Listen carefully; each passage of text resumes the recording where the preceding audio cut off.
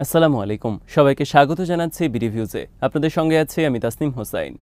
ভারত ও পাকিস্তানের মধ্যে সংঘাত চলাকালে শুধুমাত্র অনলাইন পোর্টাল বা সামাজিক যোগাযোগ মাধ্যমে নয়, বরং দীর্ঘদিন ধরে বিশ্বস্ত গণমাধ্যমও কোনো ধরনের বস্তুনিষ্ঠতা যাচাই না করেই মিথ্যা তথ্য এবং মন গড়া গল্প প্রকাশ করেছিল।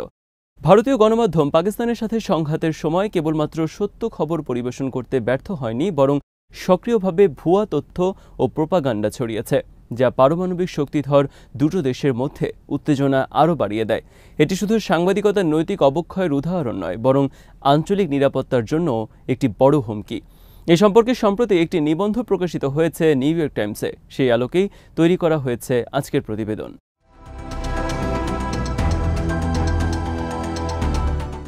ভারতের মিডিয়াগুলো উদ্দেশ্যপ্রণোদিতভাবে তাদের খবর ও সংবাদ প্রতিবেদনগুলোতে চলমান যুদ্ধে ভারতের বিস্ময়কর সাফল্যের কথা তুলে ধরেছিল।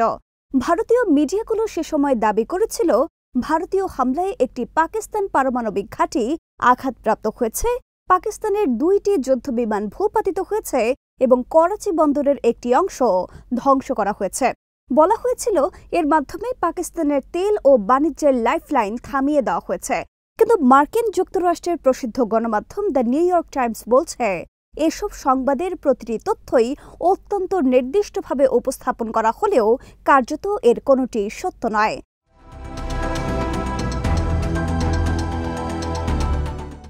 ভুয়া তথ্যের স্রোতের একটি অংশ প্রচারিত হয়েছে মূলধারার গণমাধ্যমেই। ভারত একসময় স্বাধীন সংবাদ পরিবেশনের জন্য পরিচিত ও প্রসিদ্ধ ছিল, কিন্তু বিজেপি সরকারের টানা 3 মেয়াদে সংবাদপত্রের স্বাধীনতা ও গ্রহণযোগ্যতা অনেকটাই খর্ব হয়েছে। সংবাদ মাধ্যমগুলোর নজরদারিও বৃদ্ধি করা হয়েছে, যা গণমাধ্যম বিশ্লেষকদের উদ্বিগ্ন করেছে।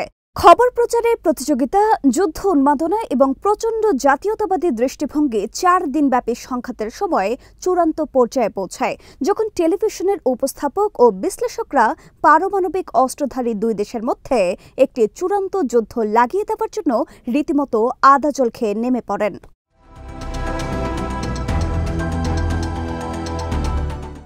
দীর্ঘদিন ধরে কাজ করছে এই ধরনের কিছু পরিচিত টেলিভিশন নেটওয়ার্কও যাচাই না করে তথ্য বা সম্পূর্ণ মন গড়া গল্প প্রচার করে দেশজুড়ে চলমান উত্তেজনায় যেন আরও বারুদ ঝেলে দেয়।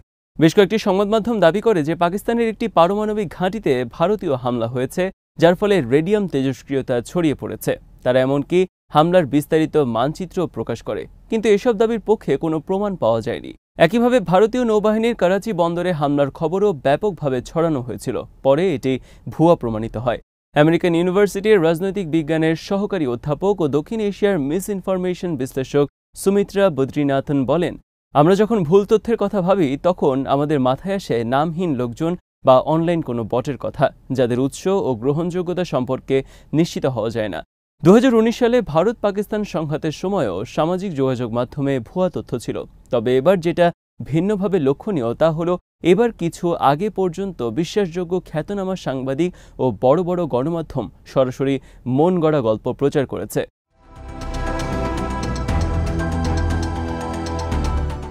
বিশ্লেষকরা মনে করেন, যখন আগে থেকে বিশ্বস্ত উৎসগুলোই ভুল তথ্য ছড়ানোর মাধ্যম হয়ে ওঠে, তখন তা বিশাল এক সমস্যা হয়ে দাঁড়ায়। ভারত ও পাকিস্তানের মধ্যে সাম্প্রতিক সংঘাত নিয়ে মূলধারার গণমাধ্যমে ছড়ানো ভুয়া তথ্য এক সময়ের প্রাণবন্ত ও স্বাধীন ভারতীয় সাংবাদিকতার জন্য বড় ধাক্কা। যুদ্ধরত পক্ষগুলো ইতিহাসের শুরু থেকেই মিথ্যা ও প্রচারমূলক তথ্য ছড়িয়ে আসছে। মূলধারার সংবাদ মাধ্যমও সবসময় এই ধারা থেকে মুক্ত ছিল না।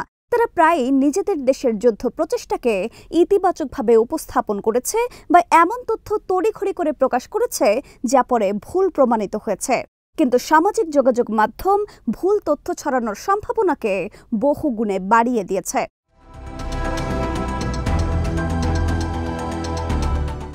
ভারতে 2014 সালে প্রধানমন্ত্রী নরেন্দ্র মোদী ক্ষমতায় আসার পর থেকে মত প্রকাশের স্বাধীনতা ধীরে ধীরে ক্ষয় হতে শুরু করেছে। অনেক সংবাদ মাধ্যম সরকার বিরোধী খবর প্রকাশে বাধার মুখে পড়ছে, আবার অনেকে, বিশেষ করে বড় টেলিভিশন নেটওয়ার্কগুলো, সরকারের নীতিকে উন্মুক্তভাবে সমর্থন করছে। মোদী সরকার ঘনিষ্ঠ ব্যবসায়িক কোম্পানিগুলো পরিচিত গণমাধ্যমগুলো কিনে নিয়ে সেগুলো থেকে সরকারের ন্যারেটিভ প্রচার করতে শুরু করেছে। এসব মিডিয়ায় যারা দীর্ঘদিন কাজ করে পরিচিত হয়েছেন তারা অবশ্য কিছু ছোট স্বাধীন অনলাইন সংবাদপত্র বা ইউটিউব চ্যানেল করে দায়িত্বশীল সাংবাদিকতা বজায় রাখার চেষ্টা করছেন। তবে সামগ্রিক সিন্ডিকেট প্রোপাগান্ডার মোকাবেলায় তাদের প্রভাব খুবই সীমিত।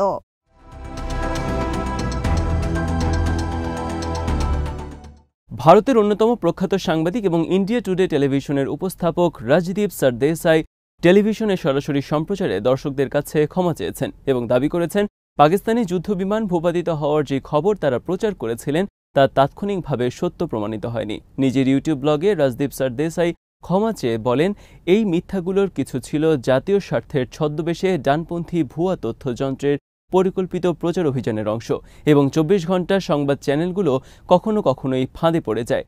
কার্নেগি মেলন বিশ্ববিদ্যালয়ের রাজনৈতিক বিজ্ঞানের সহকারী অধ্যাপক ড্যানিয়েল সিলভারম্যান দীর্ঘদিন এই বিষয়টি নিয়ে গবেষণা করছেন। তিনি এ প্রসঙ্গে বলেন, ভুয়া তথ্য অর্থাৎ ইচ্ছাকৃতভাবে বিভ্রান্তিকর ও ক্ষতিকর উদ্দেশ্যে ছড়ানোর তথ্য এমনভাবে তৈরি করা হয় যাতে এটি উত্তেজনা বাড়ায়, কখনো কখনো সত্যকে আড়াল করে, কিন্তু মূলত এমন বিষয়বস্তু তৈরি করে যা সহজেই মানুষের আবেগকে উস্কে দেয় এবং ব্যাপকভাবে ছড়িয়ে দেয়।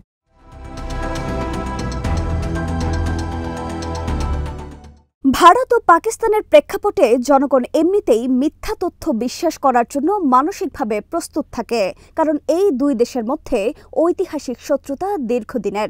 ভারতে একটি স্বাধীন fact checking website Alt News সামাজিক যোগাযোগ মাধ্যম ও মূলধারার গণমাধ্যমে ছড়ানো ভুয়া তথ্য চিহ্নিত করতে কাজ করে।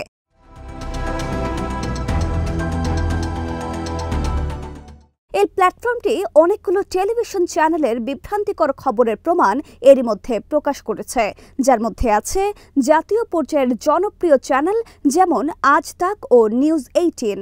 অল্ট নিউজের কো-ফাউন্ডার প্রতীক সিনহা বলেন, তথ্য প্রবাহের যে পরিবেশ তা ভেঙে গেছে। ফ্যাক্ট চেকিংয়ের এই প্ল্যাটফর্মগুলো মিথ্যা তথ্য মোকাবেলায় সহায়ক হতে পারে, তবে এর জন্য তাদেরও চ্যালেঞ্জের মুখে পড়তে হয়। অল্ট নিউজ বর্তমানে একটি মানহানি মামলার মুখোমুখি, যা অন্য একটি মিডিয়া হাউস তাদের বিরুদ্ধে দায়ের করেছে।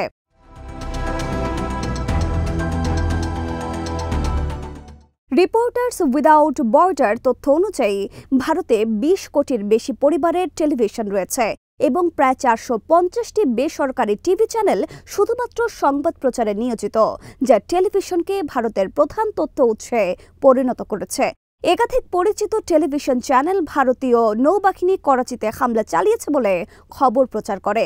এই খবর দ্রুত ছড়িয়ে পড়ে করাচি ও করাচি পোর্টের পরপরই সোশ্যাল মিডিয়ায় ট্রেন্ড হয়ে যায় এবং বিস্ফোরণের কারণে করাচির আকাশে অন্ধকার ধোঁয়ার ছবি ছড়িয়ে পড়ে। পরে ফ্যাক্ট চেকাররা দেখেন সেই দৃশ্যগুলো আসলে গাজা থেকে নেওয়া হয়েছিল।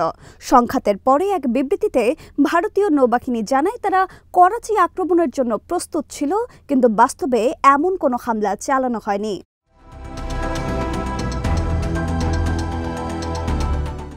ভারতীয় সংবাদ মাধ্যম, বিশেষ করে টেলিভিশন চ্যানেলগুলো যাচাই না করা এবং অতি জাতীয়তাবাদী বক্তব্যসহ ভুয়া খবর ছড়িয়ে একটি যুদ্ধোন্মাদ পরিবেশ তৈরি করে। এর ফলশ্রুতিতে জনসাধারণের মধ্যে পাকিস্তান বিরোধী বিদ্বেষ বেড়ে গেছে। যুদ্ধকে জয় পরাজয়ের খেলা হিসেবে উপস্থাপন করা হয়। রাজনৈতিক চাপের মধ্যে পড়ে সরকারকে হঠকারী সিদ্ধান্ত নিতে বাধ্য করার পরিবেশ তৈরি হয়। একসময় যে ভারতীয় গণমাধ্যম দক্ষিণ এশিয়ার মধ্যে সবচেয়ে স্বাধীন বলে বিবেচিত হতো, আজ তা অপপ্রচার ও সরকারের মুখপাত্রে পরিণত হয়েছে বলে সমালোচিত হচ্ছে। বহু প্রতিষ্ঠিত গণমাধ্যম যাচাই বাছাই ছাড়াই গুজব প্রচার করছে। টেলিভিশন চ্যানেলগুলো রীতিমতো প্রচার যন্ত্র বা প্রোপাগান্ডা মেশিন হিসেবে কাজ করে যাচ্ছে। সাংবাদিকদের একটি অংশ নিজে থেকে জাতীয়তাবাদী লাইন মেনে প্রচারণায় অংশ নেয়।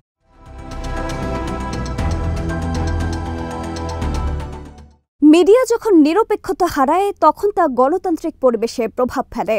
সত্য প্রকাশ করার পরিবর্তে সরকারপন্থী বয়ান প্রতিষ্ঠিত হয়, বিরোধী কণ্ঠ এবং স্বাধীন সাংবাদিকতা দমন হয়। ভুয়া খবর এবং অপপ্রচার পাকিস্তান ও ভারতের মধ্যেও সম্পর্ক আরও জটিল করে তোলে। যুদ্ধের সম্ভাবনা বেড়ে যায়, এমনকি পারমাণবিক সংঘাতের আশঙ্কা জাগে। আন্তর্জাতিক মহলে উদ্বেগ সৃষ্টি হয়। দুটি পরমাণু শক্তিধর দেশের মধ্যে তথ্যভিত্তিক সিদ্ধান্তের পরিবর্তে আবেগতাড়িত আচরণ দেখা যায়। এ কারণে নিউ ইয়র্ক টাইমসের মতো আন্তর্জাতিক গণমাধ্যমও ভারতের সংবাদপত্র ও সাংবাদিকদের পেশাদারিত্ব নিয়ে প্রশ্ন তুলেছে, যা তথাকথিত সর্ববৃহৎ গণতান্ত্রিক দেশ হিসেবে ভারতের ভাবমূর্তিকেও প্রশ্নবিদ্ধ করেছে।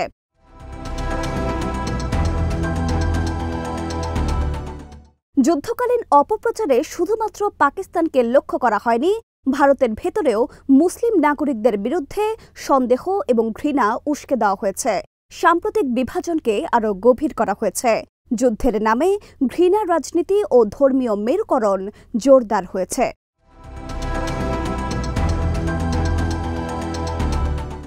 যেহেতু বিশ্বের এই অঞ্চলের মানুষের রাজনৈতিক সচেতনতা কম, দারিদ্রতার কারণে তাদেরকে আর্থিকভাবে প্রলুব্ধ করা যায়। এই কারণে এই অঞ্চলে প্রথাগত যুদ্ধে মিডিয়াগুলোর প্রভাব আগামী দিনেও নানা ধরনের সংকট তৈরি হয়ে যাবে বলে বিশ্লেষকদের ধারণা। আজ এখানেই শেষ করছি। সবাই ভালো থাকুন, সুস্থ থাকুন আর দেখতে থাকুন বিডি ভিউজ। চ্যানেলটি ভালো লাগলে সাবস্ক্রাইব করুন, সংযুক্ত থাকুন আমাদের ফেসবুক পেজে। আল্লাহ হাফেজ।